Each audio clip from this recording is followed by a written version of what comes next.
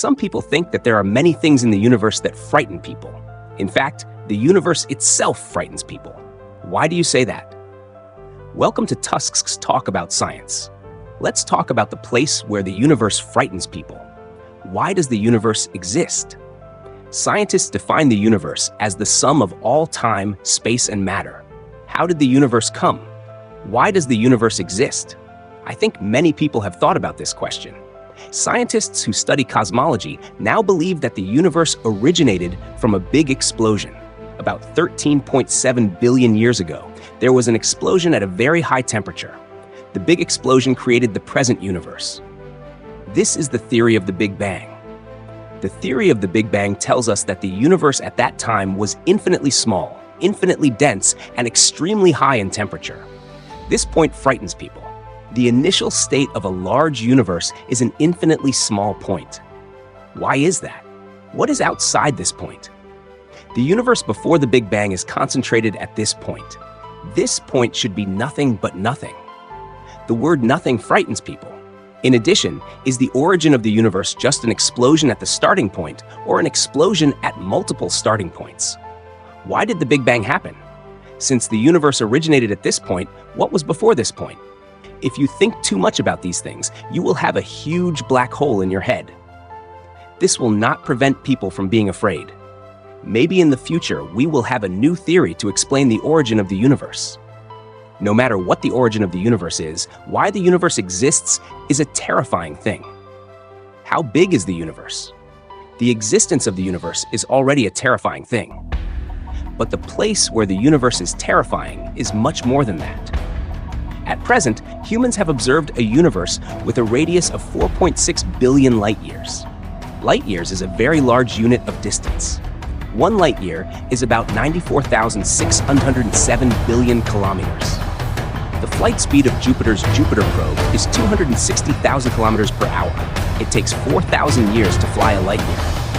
If you let Jupiter fly to the observable edge of the universe, it will be 4,000 years times 4.6 billion. Imagine how big this number is. This is going to fly to the end of the world.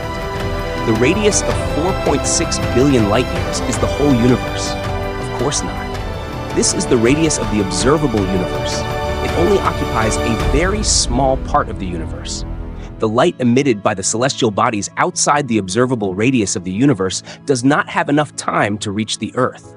We can't see them yet. Scientists observed that the universe has been constantly expanding. Combined with the explosion of the universe mentioned earlier, the universe has a starting point. Since the universe has a starting point, there must be a boundary that expands to the present universe. Then the universe should have a size that can be measured. So where is the boundary of the universe? How big is the universe? What else is there besides the universe boundary? What's more, the universe is still constantly expanding. So how big will the universe eventually expand? Maybe humans never know. We can only use infinity to describe the size of the universe. How big is infinity? Just close your eyes and think about it. Do you have a sense of fear? What is the ultimate fate of the universe? If the big explosion of the universe 13.7 billion years ago was the starting point of the universe, would the universe have an end? The current universe is in an expansion state. So, will the universe continue to expand like this? Or will it expand to a certain extent, then start to shrink and return to the state of the starting point? Currently, scientists have found that the expansion of the universe does not mean a little deceleration. Scientists believe that the universe may continue to expand like this and never end. If so, the universe will be endless. Someone once predicted the ultimate fate of the universe according to the second law of thermodynamics. This statement is called the universe thermodynamics. This statement believes that the universe will become more and more unruly. In the end, all the planets in the universe, all the substances will be extinguished as energy. The universe becomes a state of nothingness. The universe thermodynamics is very desperate. Desperation will naturally make people feel fear. Now, the universe thermodynamics has not been recognized by mainstream philosophy. This may make the human race in the universe red flow get some fun. But what is the fate of the universe? Is there a beginning and an end? Is there a beginning and no end? Or is there no beginning and no end? No matter what the result is, it will make people feel dizzy.